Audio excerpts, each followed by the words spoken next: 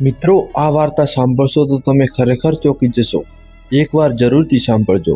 અમે લોકો સુરતના શેઠ તો બની ગયા હતા, પણ ત્યાં હું મારા પતિને છોડીને મારું દિલ અમારા ઘરના એક નોકર ઉપર આવી ગયું હતું. અને મિત્રો, એ પછી એવું થયું, જો તમે સાંભળશો તો તમારા પણ હોશ ઉડી જવાના છે.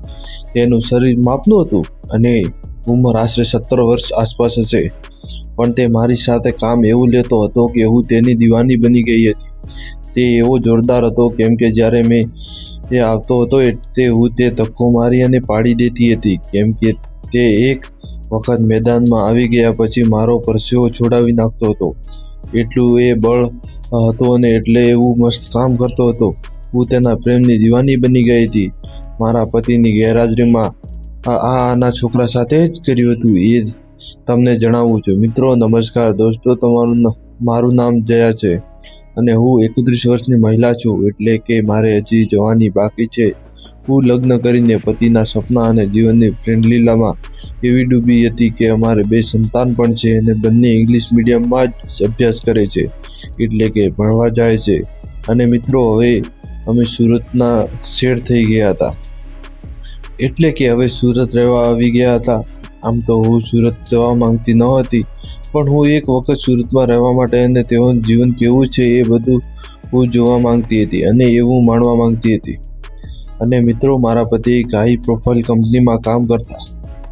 તે જ્યારે પણ કામેથી ઘરે આવે એટલે પહેલાં તો તે સોફા ઉપર આરામ કરતા હતા, કારણ કે મિત્રો કામના લીધે થોડાક થાકી ગયેલા હોય એટલે એ થાક ઉતારવા માટે ત્યાં બેસતા હતા, એટલે પારો ખાતા. પછી ફ્રેશ થયા બાદ હું તેમને જમવા પણ આપી દેતી.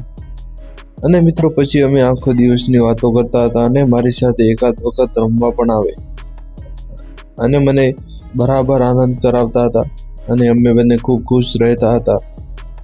મિત્રો, એટલામાં એમનું ઠેકાણું પડી જાય અને વહુ મને પૂછે પણ આ ખરા ને, જ્યાં સાચું બોલજે. હું કહું, હા કહો, બોલો, તમે હજુ મજા નથી આવતી ને? ના એવું નથી, મજા ખૂબ જ આવી છે. તે જૂઠું બોલે છે અને મજા નથી આવતી, મને ખબર છે. અને ત્યાર પછી એવું થયું મિત્રો, તો તે તમે સાંભળશો તો ખરેખર તમને બધાના લોકોને સાંભળવામાં મજા આવશે. તો મિત્રો, વાર્તાને છેલ્લે સુધી જરૂરથી સાંભળજો. અને હું તને એક પત્ની જોઈતા બધા જ સુખ આપું છું, જે એક પત્નીને જોઈતા હોય છે, પરંતુ તને જે વધારે જરૂર છે તે તને મારી પાસેથી નથી મળતું, સાચું ને? ત્યારે જયા કહે, હા ઉમંગ, તમે મને પૂછો એટલે હું તમને કહું છું કે તમે નોકરીથી આવો અને મને મારી ચિંગારીઓ સતત જે હરીફાઈ દોડ જોઈએ છે એ ફક્ત એ જ વારમાં ખતમ થઈ જતી હોય છે. પરંતુ એવું નથી, મને હજી પણ રમવાનો શોખ થતો હોય છે અને મનમાં એવું થાય છે કે હજી પણ રમત રમવી જોઈએ. અને તમે સૂઈ જાઓ છો અને મારી પૂરી રાત પડદા બદલીને જ મારે વિતાવવી પડતી હોય છે. એકલા નીંદર ના આવે તો પણ. જયા કહે છે, ઉમંગ, આપણે જીવન ખાલી ખાવા પીવા અને ઊંઘવા માટે જ આપ્યું છે અને ભગવાન તમને ક્યારે એક દિવસ મોટા એવા બિઝનેસમેન બનાવશે અને ત્યારે આપણે બંને કામમાં પણ નહીં જવું પડે અને આપણે એકબીજાને રોજ ખુશ કરશું અને મોજ આપી શકશું. અરે જયા, મારી લાડકી છે, તું તો બહુ જ જોરદાર અને ઊંચા વિચારસરણી વાળી છે. અને હા, આપણે એક દિવસ સારી એવી ગાડીઓમાં ફરીશું અને ખૂબ જ પૈસા હશે અને ખૂબ જ મોજ મસ્તી કરીશું. છતાં હજુ પછી બોલી, ઉમંગ, હવે રાત બહુ થઈ ગઈ છે, સવારે તમારે જોબ ઉપર જવાનું છે, પણ ચાલો તો હવે સૂઈ જઈએ, કારણ કે સવારે વહેલા પણ જાગવાનું હોય છે. પછી અમે બંને એકબીજા ઉપર પગ રાખીને સૂઈ ગયા હતા અને તે મારા ઉપર માથું મૂકીને પણ સૂઈ ગયા હતો, જેથી કરીને મસ્ત અને નીંદર આવે છે. મિત્રો, તમારે પણ એવું સૂવું હોય તો મિત્રો વિડીયોને લાઈક કરી દેજો અને તેમના માથા ઉપર હાથ ફેરવ્યો પછી તે સૂઈ ગયા. અને આમ જ અમારે સુરતમાં આજકાલ કરતાં 7 વર્ષ થઈ ગયા હતા. અને મિત્રો, મારા પતિઓમાં પ્રમોશન થતાં એમને એક કંપનીની ઊંચી પોસ્ટ આપી અને તેમને 40% પાર્ટનર પણ હવે બનાવી દીધા હતા. અને અમે સુરતમાં પણ એક બંગલો હવે લઈ લીધો હતો, એટલે કે પોતાનો હતો, જે મહેલ જેવો લાગતો હતો અને ગાડીઓ, એસી, આરામથી જિંદગી થઈ ગઈ હતી. હવે તો મેં ઉમંગને વાત કરી, આપણે કોઈક દિવસ ફરવા જવું હોય તો ઘરે બંધ કરવું પડે છે. તો તમે એક વાત મારી સાંભળી લો. હું બોલું છું જે વાત મારી બોલ હું સાંભળું છું. આપણે એક નોકર રાખી દઈએ. ઠીક છે. પછી હું એક મારી ઓળખાણવાળા ભાભીને મેં વાત કરી હતી કે મારા ઘરમાં મારે એ નોકરની જરૂર છે, કોઈ હોય તો કહેજો. એટલે તે એક 17 વર્ષના છોકરાને ત્યાંથી લઈને આવ્યા હતા અને મેં તેને કામ ઉપર રાખી લીધો હતો, કારણ કે અમારે પણ નોકરની ખૂબ જ જરૂર હતી. અને મિત્રો હું તેમને વાત કરું તો તેનું નામ વિપુલ હતું અને વિપુલ વધારે ભણ્યો ન હતો અને તે પણ ગુજરાતના નાના એવા એક ગામડાનો જ હતો, એટલે કે ગુજરાતી જ માણસ હતો. તે પણ એક નોકરીની તલાશમાં જ હતો. એને કામની જરૂર હતી અને અમારે નોકરની, અને તેને અમે સારો એવો પગાર નક્કી કર્યો.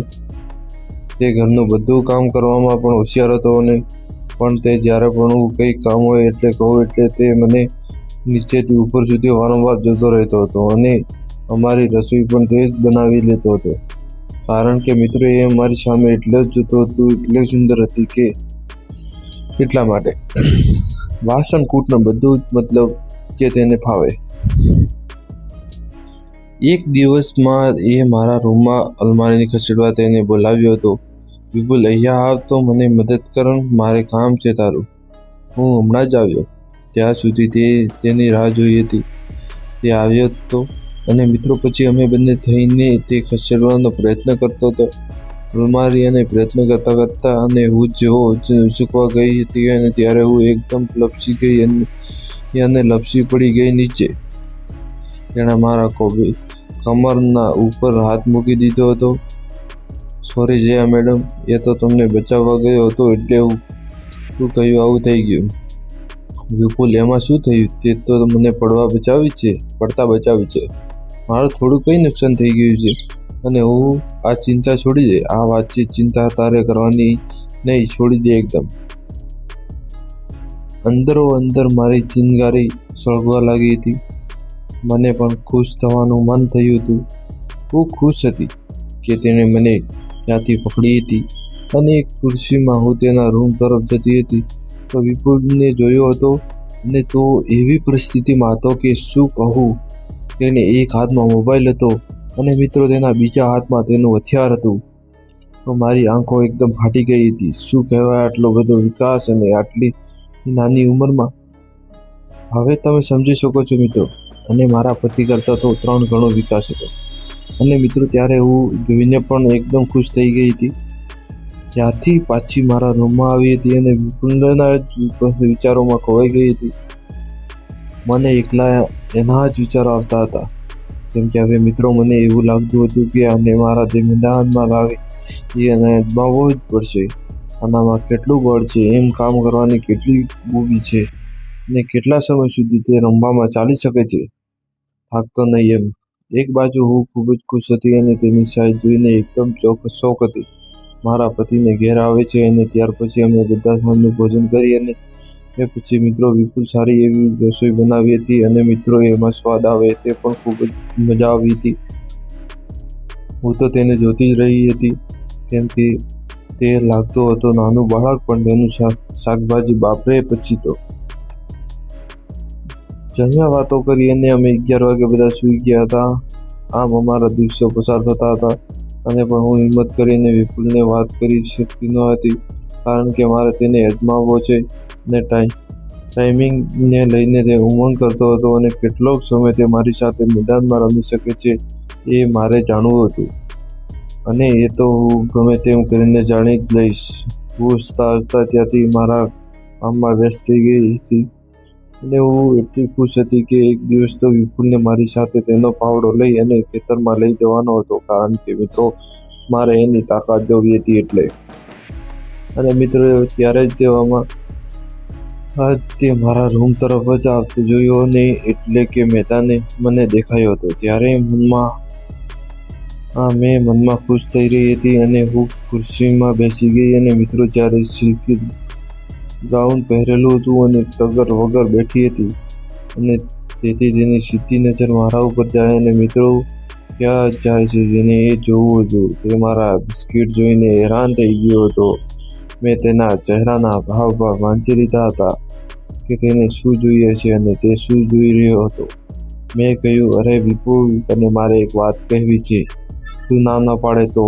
હા બોલો ને મેડમ, મારે પણ તમારું બધું જ કામ કરવાનું છે. તમે જે કહો તે હું કરી આપીશ. તમે કહો તે મારે કામ કરવાનું જ છે, કારણ કે હું કામ કરવા માટે જ અહીંયા આવ્યો છું. એક વખત મેદાનમાં રમવા આવવાનું છે. હું તને કેવી લાગુ છું? એ અચકાતા બોલ્યો હતો. અને મેં ખૂબ જ સારા લાગો છો અને ખૂબ જ સુંદર પણ છો. તું મારી સાથે એક રમત રમી લે, પછી હું તને કોઈ દિવસ જીદ નહીં કરું. મેડમ, તમે શું કહો છો? આવું ન કરાય યાર. સાહેબને ખબર પડી જશે તો તે મારી નોકરી પણ જતી રહેશે, એટલે મને નોકરીમાં કાઢી મૂકશે. મારે એવું નથી કરવું. એ બધું મારામાં આવી ગયું. તું એની ચિંતા છોડી દે. બસ મારે તો રંગીલા સાથે રમવું છે, જેમ મેં જોયું છે. અને તું મારી વાત સમજી અને વિચારી અને કાલે મને પાછો બરાબર જવાબ દેજે, ઠીક છે? એ આવી રીતે બીજો દિવસ પણ ચાલ્યો ગયો અને મેં સારો એવો સમય જોઈને વિપુલને બોલાવ્યો હતો અને તેને મેં મેદાન પર બતાવ્યું હતું કે આ મેદાનમાં રમવા જવાનું છે. એટલે એકદમ હેરાન રહી ગયો હતો અને એ વધુ ઘાટ ન થયો. તેને રમવા માટે પણ આવવાનું આમંત્રણ આપી દીધું હતું અને તે મોટી એવી શાકભાજી લઈને આવી ગયો હતો. અને મિત્રો, મોટી શાકભાજી સાઈડમાં મૂકી અને મને સ્વર્ગ સુધીનો આનંદ કરાવતો હતો. અને મારો જીવ તો સાતમા આસમાને પહોંચી ગયો હતો. અને મિત્રો, ત્યારે હું એકદમ સંતુષ્ટ થઈ હતી અને મને મજા આવી રહી હતી. મારા અવાજના સૂર પણ બદલી નાખ્યા હતા અને એકદમ પરસેવો છોડાવી નાખ્યો હતો. અને મિત્રો, લગભગ 27 મિનિટ સુધી તેને અંદર બહારની રમત પૂરી થઈ ગઈ હતી. અને પછી તો હું ચાલવાની પરિસ્થિતિમાં પણ ન રહેતી, એટલે કે હું થાકી ગઈ હતી.